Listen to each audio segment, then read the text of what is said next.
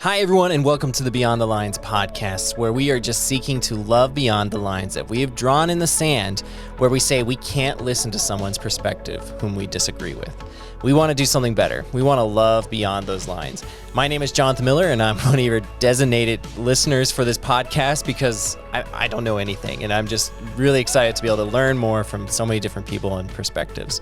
Today, we're addressing something that is happening right now, and that is the Israeli and Palestinian conflict. And to do that, we've invited two profoundly gifted peacemakers, Lisa Jernigan and Todd Deatherage. Lisa Jernigan is the founder of Amplify Peace and has been on an inspiring journey of figuring out what it means to be a peacemaker. And Todd Deatherage is one of the founders of Telos Group, which has been working in the Israel Palestine area for years, trying to bring peace to such a hate-filled conflict. He has a wealth of knowledge about the history of this conflict, and he's going to share it with us today, as well as some really important perspective on why peacemaking is so important right now. Let's dive into this conversation.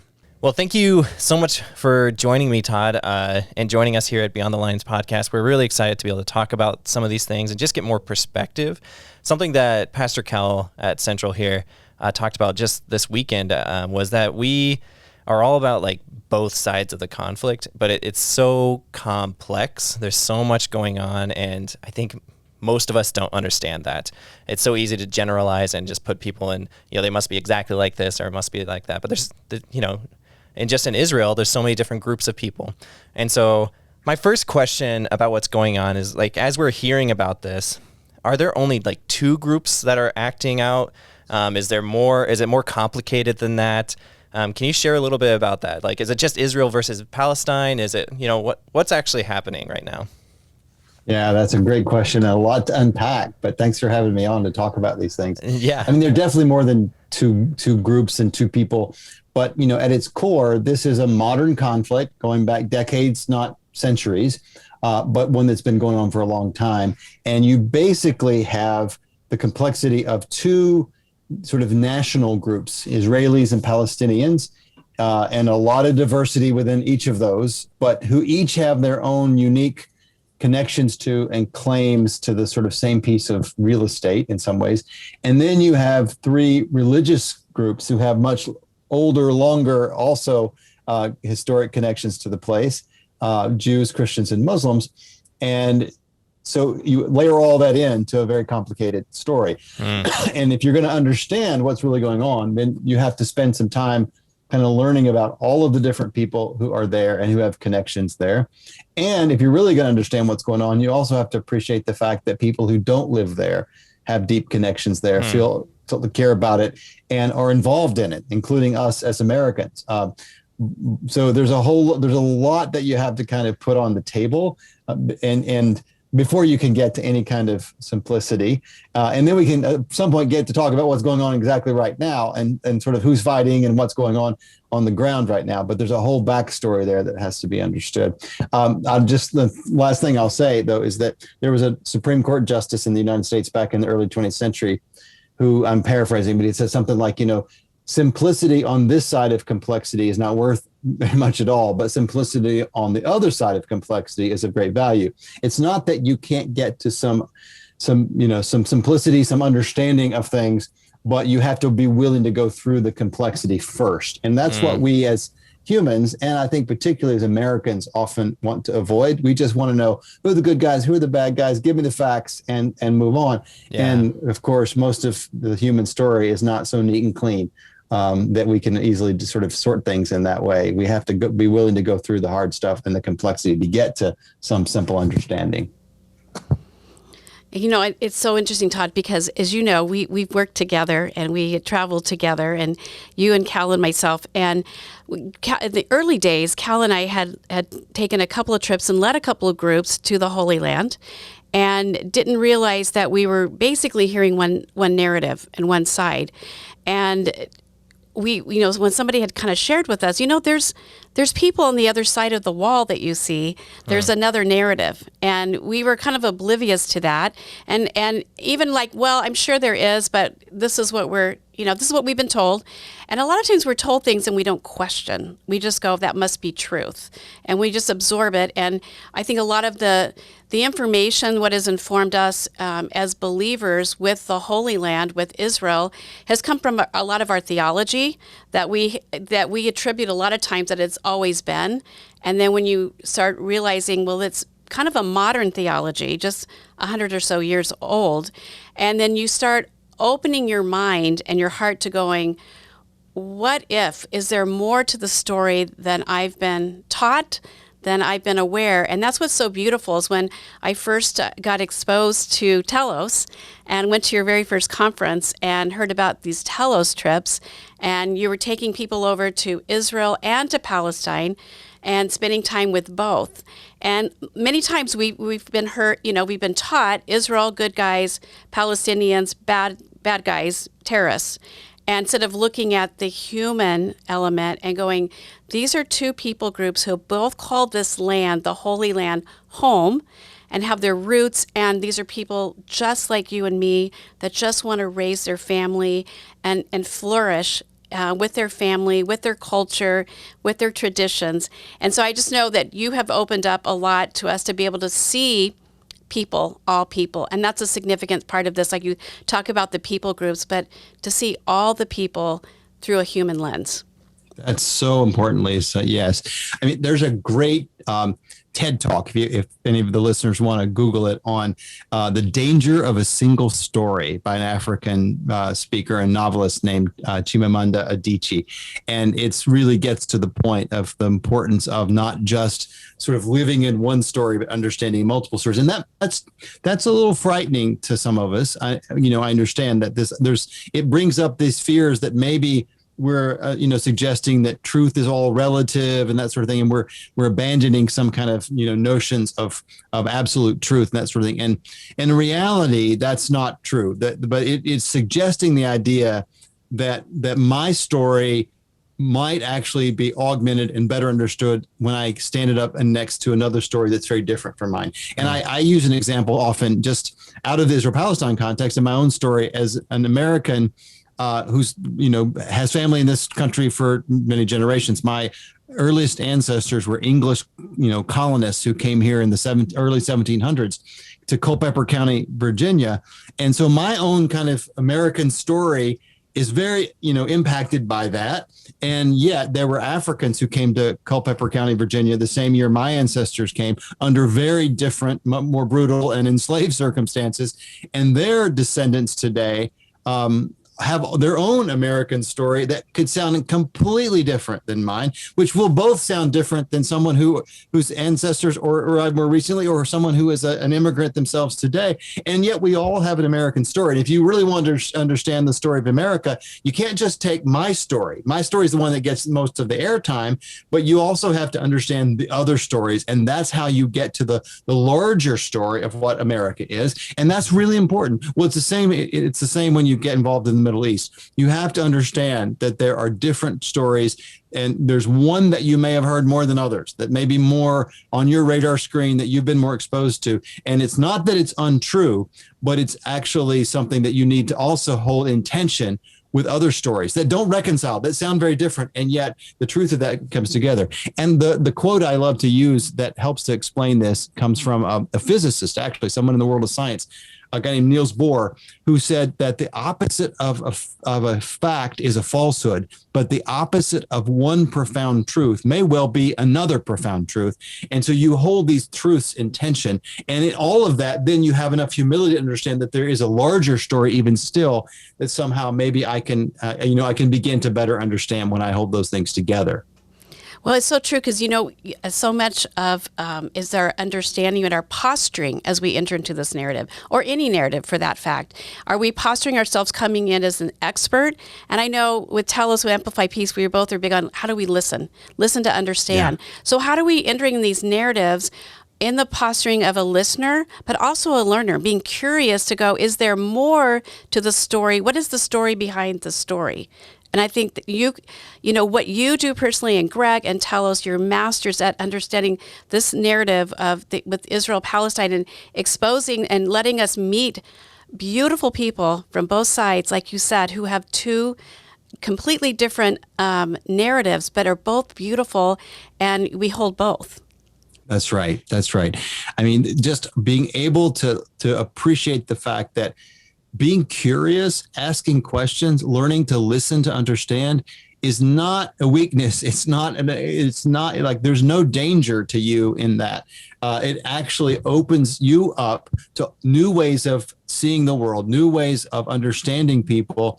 And it opens up the people who you're listening to feel humanized and heard. And it creates the space for different kinds of conversations, and then different kinds of realities that can be created out of those conversations. And I keep quoting folks, but there's just so much wisdom you can draw from in the world. And there's a Catholic theologian named Henry Nouwen who says this is our duty as Christians, to enter into these complicated, messy spaces in the world and to open ourselves up, to allow ourselves to be transformed, which comes from humility and curiosity and listening and becoming proximate to people who are vulnerable and in difficult situations. And when you do that in that way, it really does change your life, right, Lisa? I mean, you and I both have done it, and we've taken people on those journeys, and we've seen it happen over and over again to people. And when we allow ourselves to be transformed, Nouwen says that we then become able to better participate in the redeeming work God is doing in the world, agents of his kingdom, and it opens up the possibility for greater societal transformation in ways that we would not have thought possible. That's a paraphrase of Nouwen, but the point of that is that entering in this way does change you, and it opens up the possibility that other changes can happen in ways that you never would have imagined, right? Mm-hmm. People open up into new possibilities when they both listen and when they feel like they're being heard. Yeah. Absolutely. I want to share a text I got from a friend and a woman who went on a trip with me with Amplify Peace on a Telos trip. And when she came on the trip, she had only been really exposed to one narrative, and that was very much in her head and in her heart. And I got this beautiful text from her yesterday, and it was just to confirm and affirm what you're saying about transformation. It just starts slowly happening. She said, "My heart is hurting for the whole country of Israel. I know that we aren't getting the whole truth, and I have been listening to different podcasts and reading the Telos newsletter, which is so helpful. I'm thinking of all the different places we visited along the West Bank and about all the Palestinian women we met, plus, of course, Jerusalem and the people there. I know God is crying down upon his country, but is also protecting and seeking the truth for the future." And I just thought that's transformation happening. And that's when we go there and we engage and we open our hearts and our minds and we listen to these different stories, God starts working in us. And it starts with us first. We have to start owning our own transformation. And a word we like to use is being disrupted. Because you walk away going, what else do I not understand? What else have I've heard, and I maybe have gotten confused on it or don't have all the facts. And so it causes a lot of self-questioning too, during the trip and after. It has to start with self-questioning, I think. And, that's really it's a central Christian practice that we don't often actually do, but that we have an ability to offer to the larger world, which is repentance. It's this idea of all this kind of work begins with self-interrogation. I have to be willing to interrogate my own heart, expose my own biases, my own misconceptions, my gaps in knowledge and relationship, whatever those things are. I have to start with myself. And that really is that process is very much the Christian practice of repentance. And then I have to be willing to self-interrogate people like me, my tribe, the places that I have influence. I have almost no ability to change anyone else, but I certainly can't change kind of the other side. I'm a Christian. My ability to change, Jews and Muslims and people of other religions is zero, right? Now, a lot of people can enjoy calling out bad behavior and hypocrisy on the other political party or people from other religious backgrounds or whatever all day long, and you can feel kind of good about yourself because you named the hypocrisy and you called out what was wrong, and yet it doesn't have any impact on changing anybody. In fact, it just retrenches people. But if you're willing to start with your own self and then start with your own community and be this voice within your own community in humility, but with courage, willing to call out some of your own complicity in situations, your own ways of not getting it right, your own hypocrisies. You do have an ability. There's influence there. We all have influence, and there's an ability to bring some change to our own tribe. And as we change our own tribe, again, that's when the possibility becomes that we can be a part of agents of change in a larger situation. Yeah. And as we're talking about this, I keep hearing you guys, I've never been to Israel Palestine yet. I want to go someday. And so I don't have that perspective. I don't have that opportunity to talk to the different people. And so what I'm curious about right now is, what is the Israeli perspective of what's going on? Can we give like I know it's so complicated and nuanced, but can we give like a synopsis of what's the Israeli perspective of what's going on there right now, and what's the Palestinian perspective?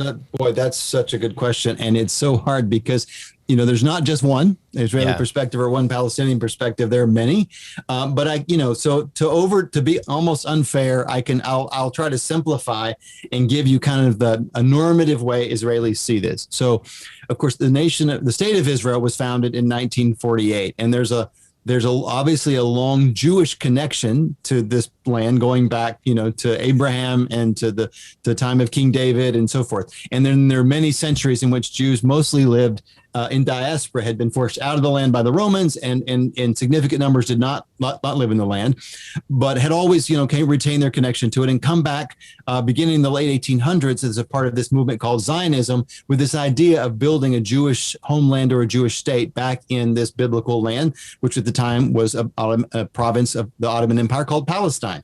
And so there's this long story there of the Jews some Jews wanting to return to this land, and then ultimately that happens, and it ultimately happens after this great horror of World War II called the Holocaust, in which 6 million Jews were killed, and just a short time later, Israel is born in the Middle East, and there's a long history there. But the Jewish experience since 1948 has been living as a state that self-defines as Jewish in a region that is not.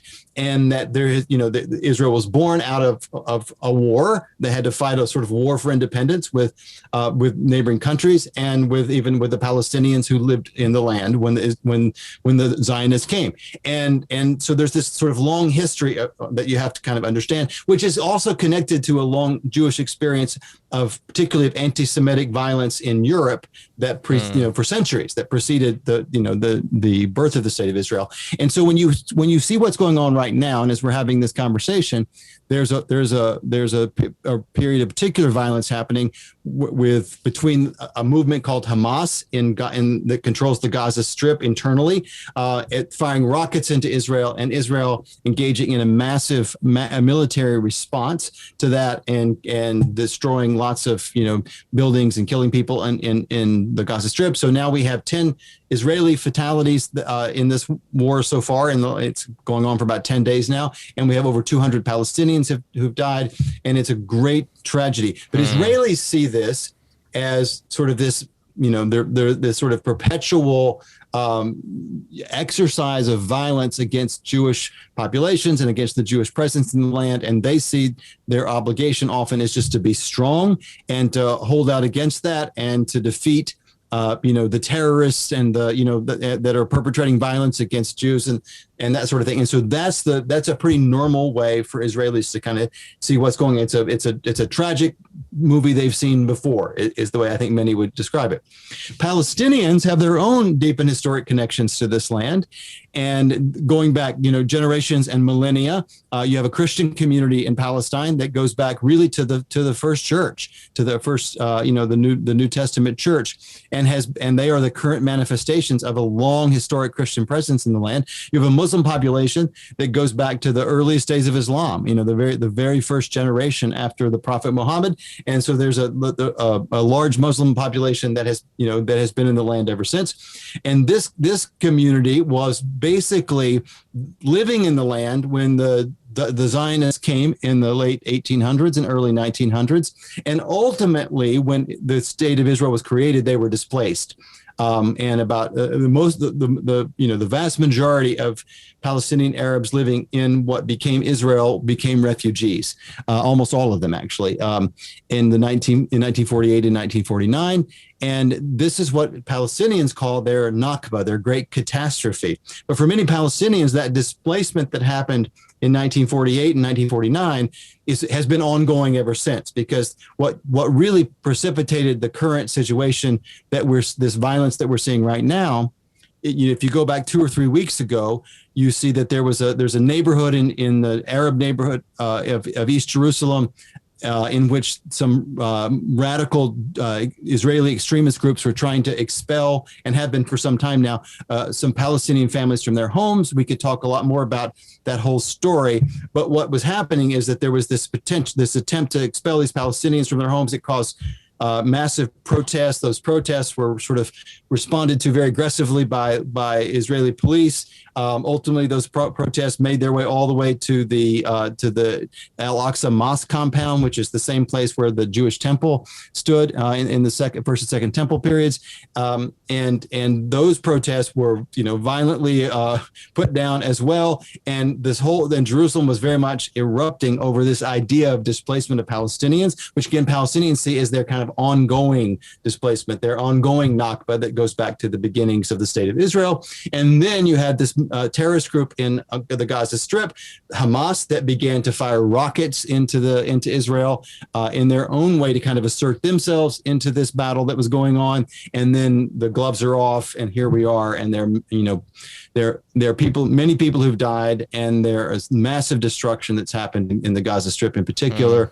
Tens of thousands of people are already homeless, and there's no ceasefire as of the time we're having this conversation. And so it's going on, hopefully, for not much longer. Let me ask you a question. As you know, for you and me and many people from here, from Central, and people around, this is very personal because we have friends on both sides, and we're staying in touch with them. We're checking on them, making sure.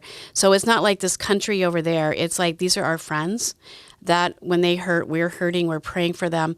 But why should we, as believers on a whole, care about this? Care about what's going on overseas in the Middle East? Why does this? Sometimes it's easier to go, well, it's not affecting me, and so we don't engage. Can you just talk about that a little bit? Yeah, I mean, first of all, one of the things that it's helpful for people to understand is that this is not just a conflict between Israelis and Palestinians. Mm-hmm. This is a part of the world that's very evocative to people from around the world. Mm-hmm. So it is the birthplace of Judaism. It is the birthplace of Christianity. And it has been a holy place for Muslims since the very first days of Islam. And so you have literally billions of people around the world that have their own attachments to this place, right? And so there's that dynamic. You have a lot of Americans, especially American Christians, who care very much about it. Sometimes they're motivated by end times theologies, eschatologies like dispensationalism. Sometimes there are other political ideologies that they bring to the table on this. But there's a lot of Christians who care about it. And so what happens is that it's a foreign policy challenge for the United States government, but it functions more like a domestic political issue because we care about it. But the problem is that we often channel our passion for this and our concern about it in ways that are very mirroring of the conflict itself. So a lot of Americans who are pro-Israel, and many are, especially Christians, actually what that looks like in the way they define to being pro-Israel is very anti-Palestinian. And there are growing voices in some parts of the Christian community, but particularly like on college campuses and progressive politics in places like that are very pro-Palestine. And sometimes that activism also is working itself out in ways that are very anti-Israel. And so the point of that is that we're creating not people that are trying to help solve the conflict, but we're interjecting into the conflict in ways that just mirror it and actually help perpetuate it. Wow. And so what Americans, and especially American Christians, have to understand is a lot of things are being done in their name. A lot of American interventions at the policy level and at the level of just giving and civil society and the way and the stories we tell are all being done, are all very sort of intervening in this in ways that are actually making the conflict harder to solve. And so while we may think they're like pro-Israel, and in fact, we're not helping Israel at all.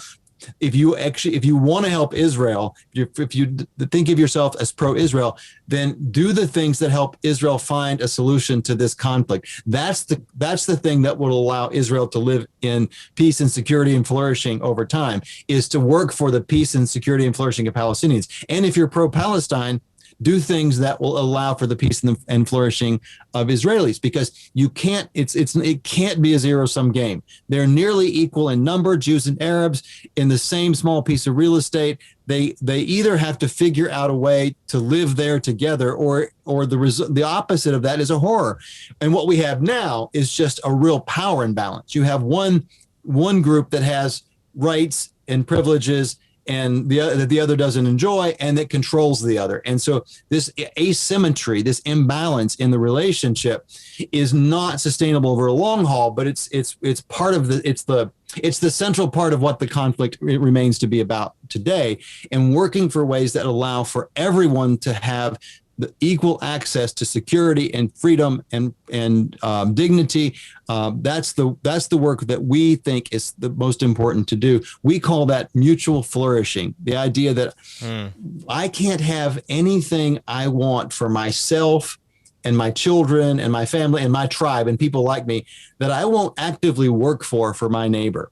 That's a basic principle, I think, of Christianity, if we understand what Jesus was saying in so much of the things that he taught.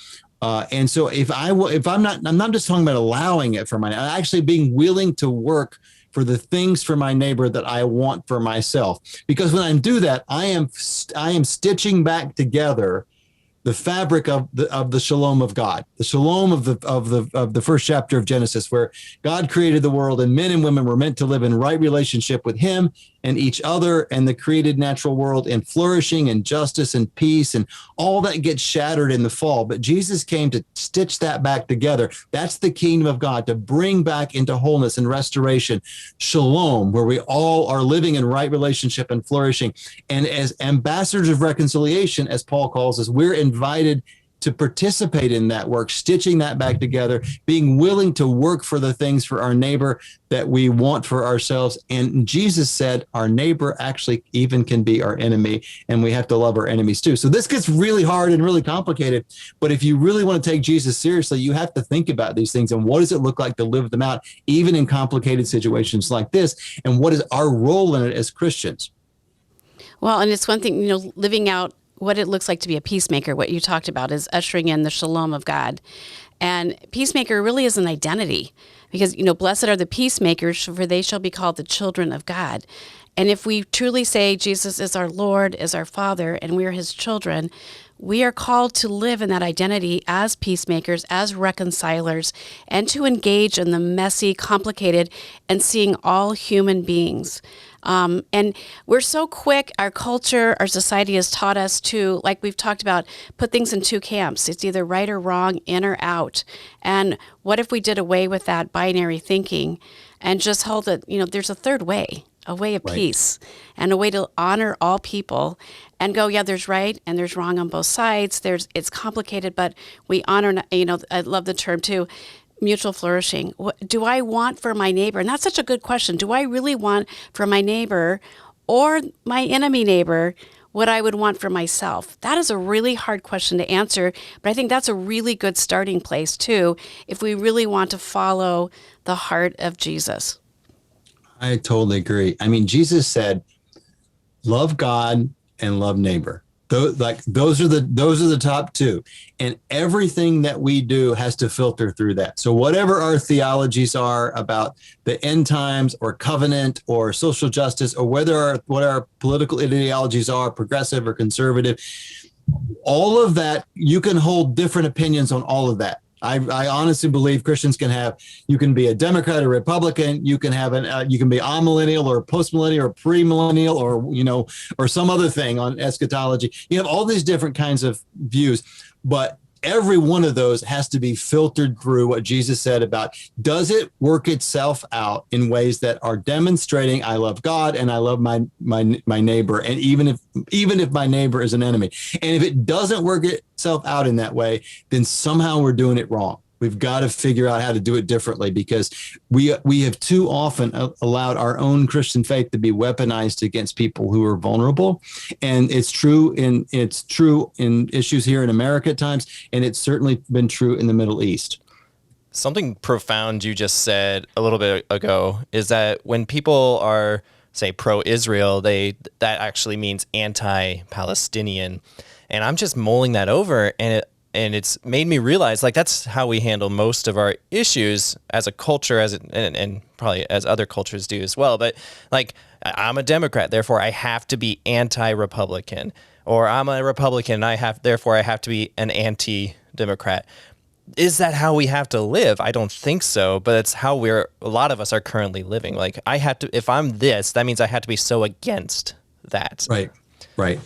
Absolutely. And look, conflict is an inevitable part of the human experience, and conflict is not bad. It's sometimes the way that we bring synthesis to something. We need to go through the sorting out of something to get to a better place. So peacemaking is the way to deal with conflict that allows you to do it in ways that create a better reality. That's the thing. It's not the idea of avoiding conflict. People sometimes think if you're a peacemaker, well, you just want everybody to get along, and so you just avoid conflict. It's actually the opposite of that, but it's the way you deal with it, because peacemaking is always about the pursuit of justice, because peace and justice are inexorably intertwined, but it's the pursuit of justice with an orientation toward healing and reconciliation. So you can pursue justice all day long and feel actually pretty good about yourself for doing it, and it can even breed a self-righteousness. And justice can be just another name for revenge if it's not held in tension with mercy and love, right? So, but if you're pursuing justice oriented toward reconciliation, then you're doing the work of peacemaking, and you're taking on conflict in a way that even allows your neighbor to be transformed. We have something we call the principles and practices of peacemaking at Telos, and the first principle of peacemaking is this idea that transformation is possible, that people can change, the systems can change, the situations can change. And you always have to start with this belief in the possibility of transformation. And we're Christians. I mean, if we don't believe that, then we don't believe the story. I mean, that's the whole point of that God is doing transforming work in our lives and in the world. And so we believe that. We don't live in a deterministic universe. But we have to always hold open the possibility when we're doing this work that we can change, and that our neighbor can change, and that we can sometimes find a common good that we can agree on and something we can do together. So in our politics, it's fine to have political parties and have different points of view. We should, because we can't all be the same and think the same. But how do we engage that in ways that allow us to disagree without demonizing people who are on the other side of us, and then pursue those things that we can actually find to do together at times when we can't agree, and when we can agree, to do it in a way that respects the dignity of people who are different from us. And it's so needed right now in our country. Yeah. For sure. We've lost how do we just communicate with each other, right? How do we just have a conversation? How do we have a dialogue and not a debate? We just want to debate right away, and we want to be right, and we want the other person to be wrong. Instead of just having a dialogue, inform me. How did you come to that conclusion? What informed you in your life that has shaped that belief in you? And so we just start understanding each other and having that dialogue, and it's rich and it's beautiful. And like you said, it's not about uniformity, because then we would be boring, right? I mean, we really would be boring. It's about unity, and we can find unity in the midst of our differing opinions and our beliefs, but we've lost that because we think I have to find and hang out with people who believe exactly what I believe, whether it's faith, politics, whatever, instead of going, I need to invite other voices into my life to understand where they're coming from, to understand the world and understand people. And we're not real good at doing that, because I don't know why. It scares us. There's a fear of that, but it's like it actually makes each one of us better. And we walk away from the conversation understanding humanity better, understanding God, understanding ourselves. And so just opening ourselves up to I need to hear and be intentional with hearing different voices, different perspectives. That's so true, Lisa. That's absolutely, it's such a critical point and thing that we need to all lean more into. It's so easy to live this kind of siloed life right now. We choose neighborhoods where people are more like us, and we, especially in the Christian world, we have our own schools, we have our own music, it's easy just to live in our own subculture. And when you're in the dominant culture, it's very easy to do that. And then we can choose our own news sources. We have a menu out there now that where you get to choose the news that affirms what you already believe and never challenges you. We often choose churches that way. We're such consumers when it comes to Christianity that the minute the church begins to say some things that we find uncomfortable, rather than wonder, is this something I should consider, or being willing just to live in that tension, we just often go find a church that teaches what we already believe, and there's no growth in that, and there's no discipleship in that if we don't submit ourselves to being uncomfortable by when someone's trying to teach from the Word of God, and when they're trying to disciple us in the church, and the minute we get uncomfortable, we flee. And so we've got to learn to be in uncomfortable spaces. We've got to be willing to reach out and develop friendships and relationships with people that are different from us, and it will do nothing but strengthen us. I think you're exactly right. Mm-hmm. Yeah, and I think that's exactly what we're trying to do here at Central when we say we want to love beyond. And when we say we want to love beyond, it's not like an easy love. And Pastor Cal just said that this weekend. It's a tough love. It's a tough love for us because we have to do work to get in those uncomfortable situations where I don't agree with you. But you know what? Instead of coming back immediately with my rebuttal, I'm going to listen and try to understand how you got there. Yeah. And just understand you, not to change. I don't have to go in saying I'm going to change my religion or something immediately. Like, be confident in who you are, but be willing to listen to how somebody got to where they are. That's right. And in doing that, you're doing nothing but recognizing that someone else has made the image of God, and you're showing enough humility and curiosity to wonder, as Lisa said earlier, how did you get to that very different place? Someone else made the image of God, has arrived at a very different place than me. And it doesn't mean I'm wrong and they're right, but like just being curious about how they got there. And respecting them as someone else made in God's image, and whom God loves just as much as He loves me and people like me. That's a very important first step. There's a time for debate, and there's a time to sort out our differences. And I think peacemaking shows us a way to do that, as I said earlier. But it starts with exactly what you're saying: learning to listen, to understand, and that's what we build on and build from. And there's so much benefit to that as the starting point. Well, I don't think it's totally intuitive for us. I think it's something we have to be really intentional with. That's right. Of really going, am I really listening right now? Or do I have a story going on in my mind that I think I'm right? Yes. Or I think I know? I'm judging, I'm assuming things, or am I totally present in this moment to really listen to what they're saying? And then also just being super intentional with surrounding ourselves with voices and perspectives that are different than ours, to listen, to understand. Both of those have to be really intentional, because they're not going to just come naturally, because our culture is not providing that for us. They're teaching us opposite and demonstrating it. And it's so easy to just get in the flow of culture instead of going, I'm not going to fall for that. I'm going to stand in the way of Jesus and do the Jesus way. Yeah, and I think a lot of things we've talked about today are history, and some of them are almost philosophical. But if listeners just took away something practical they could do, it would be exactly what you just said. It's developing this skill of listening. It doesn't come natural to any of us, but some of us less than others. I mean, some of us are more inclined to try to listen and be curious than others.